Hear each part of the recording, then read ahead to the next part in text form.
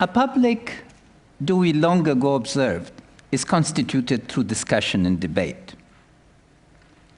If we are to call the tyranny of assumptions into question and avoid doxa, the realm of the unquestioned, then we must be willing to subject our own assumptions to debate and discussion. It is in this spirit that I join into a discussion of one of the critical issues of our time, namely, how to mobilize different forms of capital for the project of state building. To put the assumptions very clearly, capitalism, after 150 years, has become acceptable, and so has democracy. If we looked in the world of 1945 and looked at the map of capitalist economies and democratic polities, they were the rare exception, not the norm. The question now, however, is both about which form of capitalism and which type of democratic participation.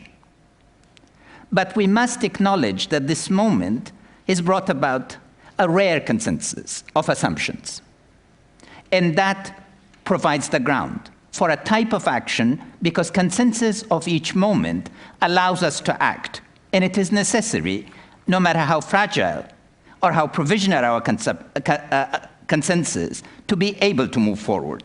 But the majority of the world neither benefit from capitalism nor from democratic systems. Most of the globe experiences the state as repressive, as an organization that is concerned about denial of rights, about denial of justice, rather than provision of it. And in terms of experience of capitalism, there are two aspects that the rest of the globe experiences. First, extractive industry. Blood diamonds, smuggled emeralds, timber that is cut right from under the poorest. Second is technical assistance. And technical assistance might shock you, but it's the worst form of today, of the ugly face of the developed world to the developing countries. Tens of billions of dollars are supposedly spent on building capacity with people who are paid up to $1,500 a day, who are incapable of thinking creatively or organically. Next assumption, and of course the events of July 7, I express my deep sympathy, and before that September 11, have reminded us we do not live in three different worlds. We live in one world. But that's easily said, but we are not dealing with the implications of the one world that we are living in. And that is that if we want to have one world, this one world cannot be based on huge pockets of exclusion and then inclusion for some. We must now finally come to think about the premises of a truly global world in relationship to the regime of rights, in responsibilities and accountabilities that are truly global in scope. Otherwise, we will be missing this open moment in history where we have a consensus on both the form of politics and the form of economics.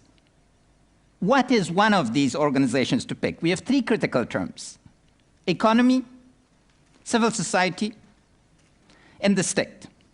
I will not deal with those first two, except to say that uncritical transfer of assumptions from one context to another can only make for disaster. Economics taught in most of the elite universities are practically useless in my context. My country is dominated by drug economy and a mafia. Textbook economics does not work in my context, and I have very few recommendations from anybody as to how to put together a legal economy. The poverty of our knowledge must become the first basis of moving forward, and not imposition of the framework that works on the basis of mathematical modeling, for which I have enormous respect. My colleagues at Johns Hopkins were among the best. Second, instead of debating endlessly about what is the structure of the state, why don't we simplify and say what are a series of functions that the state in 21st century must perform? Claire Lockhart and I are writing a book on this. We hope to share that much widely. And third is that we could actually construct an index to measure comparatively how well these functions that we would agree on are being performed in different places. So what are these functions? We propose 10. And it's legitimate monopoly of means of violence, administrative control, management of public finances, investment in human capital, provision of citizenship rights, provision of infrastructure, management of the tangible and intangible assets of the state through regulation, creation of the market, international agreements including public borrowing, and then most importantly, rule of law. I won't elaborate. I hope the questions will give me an opportunity. This is a feasible goal, basically because contrary to widespread assumption, I would argue that we know how to do this. Who would have imagined that Germany would be either united or democratic today, if you looked at it from the perspective of Oxford of 1943? But people at Oxford prepared for a democratic Germany and engaged in planning. And there are lots of other examples. Now, in order to do this, and this brings this group, we have to rethink the notion of capital.